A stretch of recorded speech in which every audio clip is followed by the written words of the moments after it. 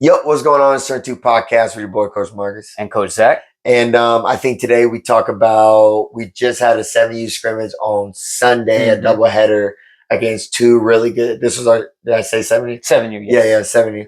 So it was against two solid teams. Two very solid teams. So, I mean, you're the head coach of those teams. What'd you think about it? I thought we had a really good first game. Second game was okay. I mean, I bet that was the kids' first time ever doing the doubleheader for real, because, you know, most of them are from rec ball and they're young still, so they don't have much baseball time under their belt. But it rained that day a little bit, so we had some obstacles. But, hey, first game, we came out real sloppy the first inning, and I was thinking to myself, oh, no, what have we gotten ourselves into? But, you know, keep the spirits up, keep the energy high, keep the kids motivated into the game. And by the second inning, we had a ball game. You're right, because now that I'm thinking about it, y'all did come back and end up taking the lead. We had we held them to like a 2-run inning maybe, or a 1-run inning. I can't really remember exactly, but we had a great defensive stretch. I was saying, that's what we said earlier at the 7 and 8U levels, especially coach pitch. Focus on defense. Like, make your defense solid. Y'all are going to hit. You're going to hit. The ball's going to be put in play. Yes. That's all that matters. And honest to God, watching most of these 7Us, if you can just put a ball in play, you got like a 75% chance of being safe. If you can put I say, you say 75. I say if you could put a ball in play and then the kid can run his hardest to first base, you're 90%. 90, yeah. Because that kid got to catch, make a good throw, and then another first baseman has to catch it and keep his foot on the bat. And we already know how that is. So if a kid, because a lot of the kids, I know you've seen this too because you were over coaching first base that day for us. A lot of the kids stop before the base, Marcus. And I kind of understand, because a lot of the time, like if this was the base, you have the first baseman standing in the middle. So I think a lot of kids are running on like, oh, I don't want to run into him. You know, they're kind of nervous about colliding with the kids and all that. But that's just a learning curve. I'm about to say, because now that I think about it, y'all would have had a lot more opportunities to score runs if kids did run through the bat. I counted 3. I was going to say at least bare minimum there was 2, because I know exactly who the 2 kids were. And they did it almost back to back. Yes. Yeah. And I mean, I'm the umpire because we were umpiring ourselves, so I saw the play. I'm literally about to go second. I'm like, if this kid just runs through, there's no chance. And then he just stops and then tries to put his foot. I'm like, dude, you're out. Yeah. I remember that he broke down before the bag and said, ooh, you're out. You're out. Hey, one funny moment, because you brought up a memory from the 7U game. One funny moment, we had a big play at the plate, and like you said, we were just umpiring ourselves. So one of the coaches, he looked, in my point of view, I was coaching third base, and the coach pitching got right by the plate, and he was looking down. Oh, but it wasn't even looking, bro. And I don't know what his eyes or brain were thinking, but it just looked like he was looking at the play, and it was a bang bang play at the plate. And I looked at him. I said, "What's the call?" And he looked at me, and I'm looking at him. I said, "What's the call?" And he looked at me like I was about to make the call. I said, "You were right there." He said, "What do you want it to be?" I said, "Man, what do you mean? Like, bro, we can't." But okay, I know it's a funny moment, but what I didn't like about it is, like, I'm here for the kids to have like a real competitive moment. Make a call and let's move on. I'm not about to argue with the call no matter what. Show the kids what's supposed to happen, and then let's move on. You know? It was funny because I'm staring at him too, and because I guess I wasn't at first base because I was in the dugout I wasn't in the dugout. I was next to the dugout because I'm looking at Buddy. Yeah. Oh no, they're on offense. That's why. Oh, okay. We're in the dugout. I was on third base side. So we were on defense. Defense. Yep. So we're sitting there next to the dugout, and I'm serious, y'all. It was kids running home. The pitcher, the coach pitch, got behind the plate. The perfect position, Marcus. The perfect position. Looking at the play and everything. I mean, he was staring right at it. So then all of a sudden, the play happens. He doesn't move or doesn't do anything. And we say, "Hey man, what's the call?" And he goes, the first thing he says was, "Oh, I wasn't looking." We were all like, "What were you looking at? You were staring right at it. What was you thinking about?" I'm like, man, I was like, all right, whatever. I don't remember what the call ended up being. I think they said It was either 5 runs or he was out. Whatever it was. It was just like, bro. But what was crazy is, and we're not saying names, so I'm gonna put his business out there a little bit. He was a MLB, I think a pro guy. Oh, he was a pro pitcher. Oh, goodness. Or not pro, but ex-pro pitcher. Right? Why was he not locked in? And just what was you staring at, bro? Because, like you said, us coaches were just making our own calls, so we're not going to argue nothing. No. But that was the best called baseball game I ever been part of. Like, a little league I've coached, I should say. We all, you know, like everybody nobody missed a call. Nope. Everybody was cordial with each other, and it was a really good call. I was about to say no biasness. Everybody was straight. Yeah, it was good. But going back to the game, so the first inning, I know those kids were, I think, hitting pretty well that first inning. They smacked the ball. They were smacking, yeah. Then we go out, we were top. We hit first. So this is how it went. We hit first, and their shortstop looked like Nomar Garcia. Yeah, how about to say, their shortstop was Platinum Glove nominated. That kid was diving, the first catching it, spinning at short. Yeah, boom, throw the first. Was a ball up the middle. He literally did something like he's going up there. He catches it, but slides to catch it, spins and makes a bullet throw to his first. When I saw that, I was like, oh shoot, okay. Well, there's levels to this, y'all. To be honest with y'all, there's levels to this. Don't worry about that. Like whoever hit us, don't worry about that, man. He made an amazing play. He's a future MLB. I feel like it was leadoff, so yeah, I know exactly who it was. It was some, I don't know who it was, but then he made 2 great plays in the first. Yeah, inning. The first 2 innings, this kid was looking like the next prospect. But then after those first 2 innings, it was. And you say it was back to normal. And the crazy thing is about kids like that, they could have a bad at bat and it ruins their game, and they think that's the mental side of baseball. Yeah. That as us coaches, we try to build and get them. Man, if he had kept that energy up, because every ball was getting hit to this kid. Yes. So after those first 2 innings, it was nothing but errors after that. Mm-hmm. And if he had just kept that confidence up and just said screw it on to the next one, he would have been fine by me. We hit another literally 10 balls at least. And it was like all booted away. Like he didn't make another play after that. So I mean, it helped that y'all kept putting the ball in play. And that's the key, like we said in the beginning of this convo, at 7, 8, even a little at 9 years old, if you put the ball in play, most likely an error is going to occur. Yeah. At 9, you probably catching more pop-ups than at 7. But even pop-ups at 7 years old are still a struggle. Even little infield flies are still a struggle. That's something, pop-ups are intimidating for a lot of kids. So it's a lot of off to the side trying to catch, and a big bounce, you get a double. Yeah. An infield pop-up. You know what I'm saying? Yeah. So put the ball in play. We got the game really, really close. Played excellent defense. Excellent defense the rest of the game through. I think we even got 5 or 6 innings in that game. It was a lot. It was we played a lot. It was like 5 innings on an hour 10 time limit. So that just explains how the kids were moving, and they moved. And even the other team played decent defense, and we ended the game. We had some before we get to the game. We had some crazy defensive plays in the outfield. Amazing. We had guys running and catching, so going to track baseballs, not just catch them that are hit right at them. They're running out and like jumping and diving. Like these guys are really giving it their all. You say that, and it made me very happy because I can't even lie. In the last 2 weeks or 3 weeks, really, we've been doing a lot of pop-ups. Yeah, it matters. A lot of pop-up stuff, and then they finally got the confidence and energy to go get pop-ups like that. Like I was like, that's a happy moment for a coach. Yeah, bro. The practice is paying off. Yes, that's what has to happen. It takes a long time to build up something good. So then y'all had some good infield plays by guys. Oh yeah. I think, and good kudos to y'all is that you can actually throw the ball to first, and the first baseman is looking like a good first baseman. Going out to catch it, stretching out for the ball. That's big at the 7-year-old level. That's especially huge. With a team that just kind of coming out. A lot of them are just coming out of rec ball. This is their first travel ball season. Playing against, you could tell that these kids that were playing against that weekend. Oh, Sunday, those kids probably played together since T-ball. Yeah, they were a squad since They know what to do. At least like 6 of a core of them probably.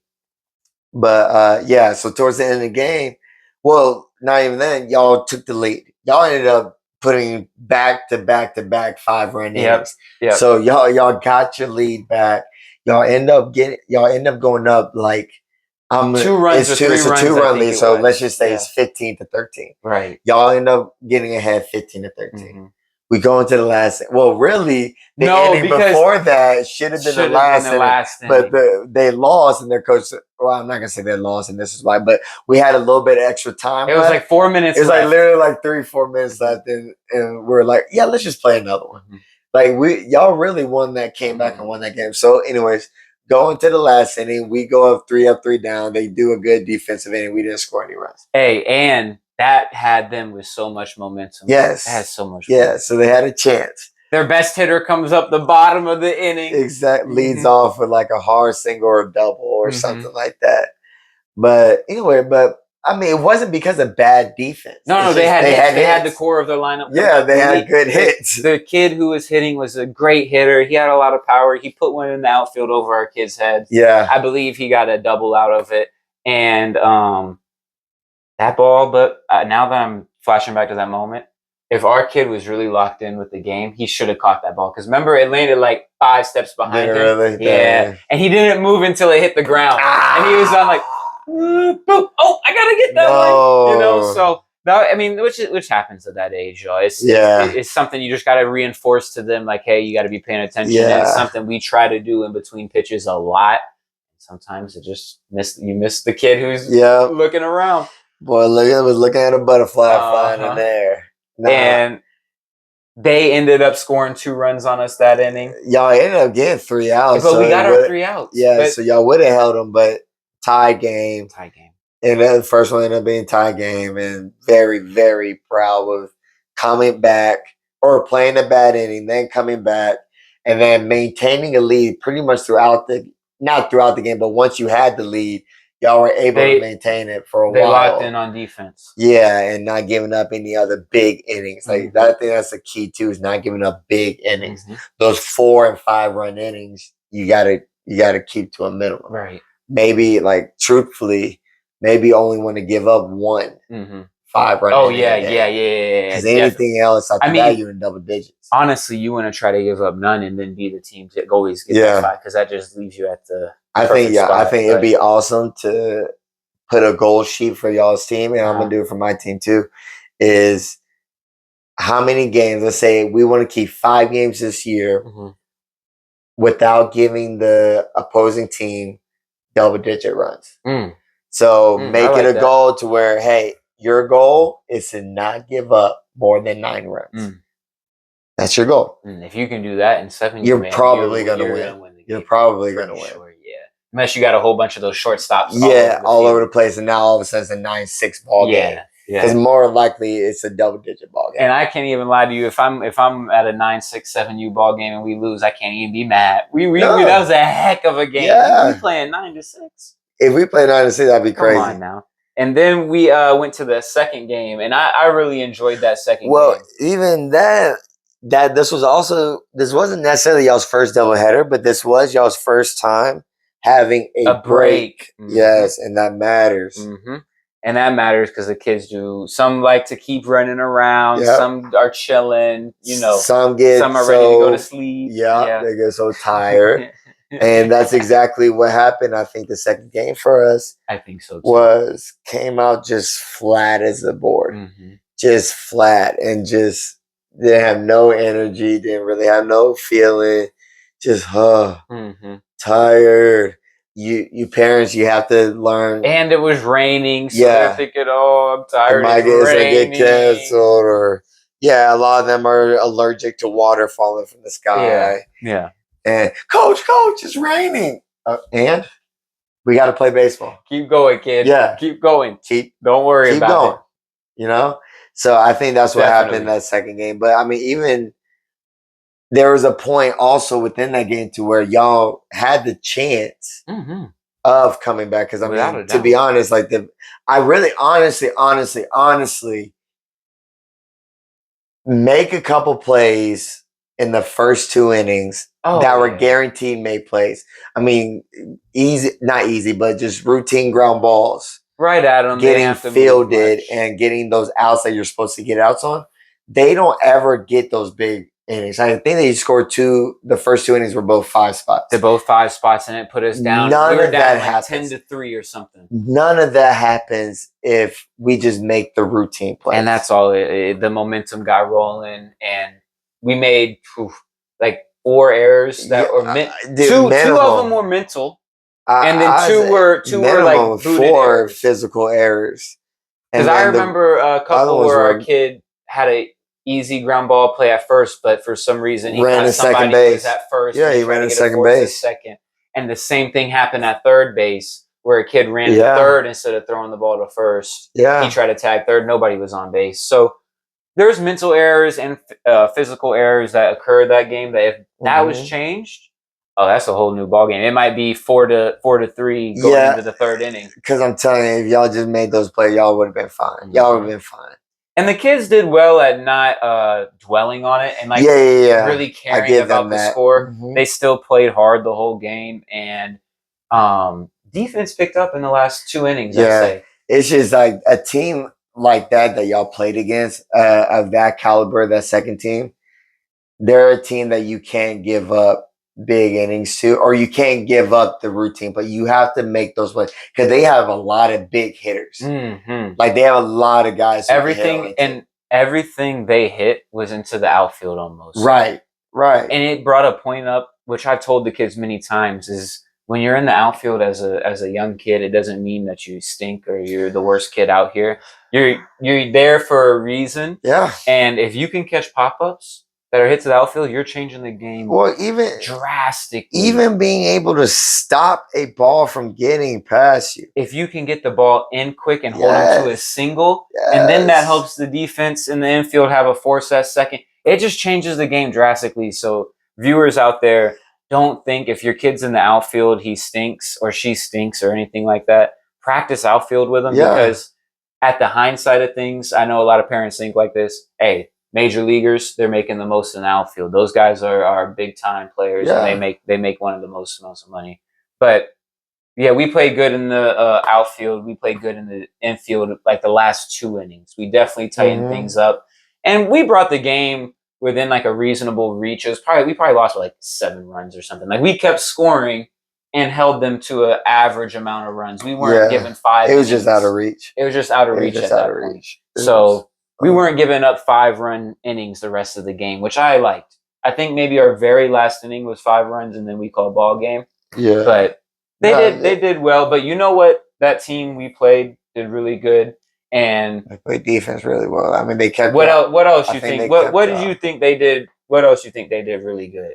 They did something that team. Yeah, they did something to me that I was like, yo, y'all definitely practice that all the time. Oh, so like I don't know what certain situation you're thinking of, but like for me, being over there coaching first base and just watching the first baseman talking with them, he understands some of the game pretty well. He gets set up. He knows what to do. I mean, me and him talking about we're just chatting it up, and he knows baseball at a good level for a 7-year-old. I think all of them understand baseball pretty well for their age. And I think that's what gives them the advantage because going back to the outfield, I mean, their infielders did a great job of it too. Everybody's taking good angles to baseball. Oh, they had great angles. They had good angles. So instead of going right at a ball, they're going to go at an angle and go meet it at a better position because if you go straight at a ball, you're going to miss it. But they're going deep to go get it, and they're allowing a play to still be made. Like their second baseman made 2 plays where he had to go at an angle where I thought it was a guaranteed base hit, but he stopped in and was still able to get the guy out at first. At the first base gap, right? Wasn't it like between first base and second base? So he had to go deep to go get it. I remember those plays. He made 2 plays. The left fielder made a good play when we had a kid hit one down the left field line. He ain't let it roll to the fence or anything. No, he got around it and held our kid to a single. Like any other team, that might go to the fence because we were on a bigger field. Inside the Parker. Yeah. That should have been inside the Parker. Now, what they did good, though, Marcus, I loved how aggressive they base ran. Like, the kids weren't looking to stop at each base. You know what I mean? Like, they were ready to round the base and get to the next base. I think, and also that's a double-edged sword, too, because I think they're a good coaching staff, so I think they're going to be able to overcome this. But they got so aggressive at times that if you just get a team that understands baseball as a whole, that's all it took. That's all it took. That y'all would have got free outs everywhere. So fast because they were overrunning, over aggressive. Like definitely at third base and home because hey, there is 3 times that our third baseman had the ball in his glove, and they just told him to go. They just told him to go home to make a play at the plate. So, and I was going to actually work on this Friday with the kids that like to catch, is just like plays at the plate and send some kids to slide into them. You know, there's like a little 5-10 minute. You gotta be good with that. That's why I said defense is so important at that age, because, dude, as a coach, you can really take over the game if you just base run well or really aggressive. I mean, just do that and everything else will play out. But if you could play good defense, that aggressive base running gets stopped. Because the kids are nowhere than like 5 feet away from our kids. Dude, I mean, we could have tagged people. If he just turned around and ran at him, it was, you're out. Like I was watching the base running. I was just like, dude, this caused me headaches. Bro. It did. So but like, you're just running kids into outs right now. Our kids, no aggressive way over here. Their kids, way aggressive. If we could find that middle ground, and not even if we could just get to like a little quarter point, man, and get our kids a little more aggressive, because a lot of our kids, you notice they go base to base. Like they get to second, and then you're yelling at them, "Come on!" You know, and they're looking down, and they finally look up, seeing Coach waving. I mean, we're still at the point to where I have to sit there and tell a kid to go because they don't. I mean, I'm at first, and he's standing at first. Ground ball gets hit. He's just looking at the ground ball. Yeah. Go. Right. And then try to go. Yeah. So, I mean, you're still at that point. So, I mean, that's that baseball IQ. That stuff makes a difference because they ran like that. They ran like that. They didn't need anybody to tell them to go. They took off as soon as the ball was hit. Exactly. So, I think that those things, y'all work on it. And it comes over time and repetition. Yeah, you gotta play travel baseball. You cannot just play rec ball. Exactly. Yeah, you gotta play travel baseball. But I think y'all did good, man. It was a great weekend. It got me excited for our tournaments when they come up. I'm ready for the season to start and just see those kids keep playing because it's exciting. And I can't even lie to you, I didn't know that watching the 7-year-olds would be that exciting. It's kind of dude, man, it is lit because they have so much energy. I remember one of our outfielders made a good play in the outfield, and then everybody coming in, you just see smiles. I mean, you thought they won the World Series. Yes. Like they were so happy. I got on video. Go to the Too Smooth Instagram.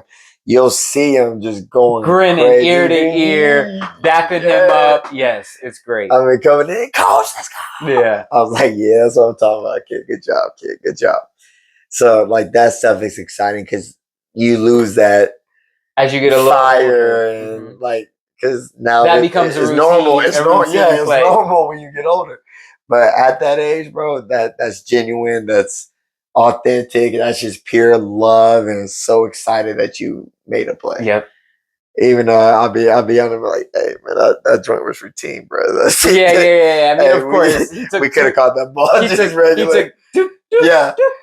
And they caught it, but in the moment, bro, it's just awesome that they just get so hyped. Because that's really some of their first times really making that play in the outfield or doing that type of stuff. And being expected to make a lot of plays. Right. Like we expect our kids to go make plays. In rec ball, they might not expect you to go make plays, so they're not going to really push you that hard to go make certain plays. And that narrative of outfielder stinks, that comes from rec ball. That's where that narrative comes from. Because nobody's hitting the ball to the outfield. No, nobody hits the ball to the outfield. That second team we played, smacking the ball now every time. Come on now. So if you had a good outfielder that were ready, locked in, ready to go run. That's a whole nother story right there. Dude, because they would have got the most action of the day.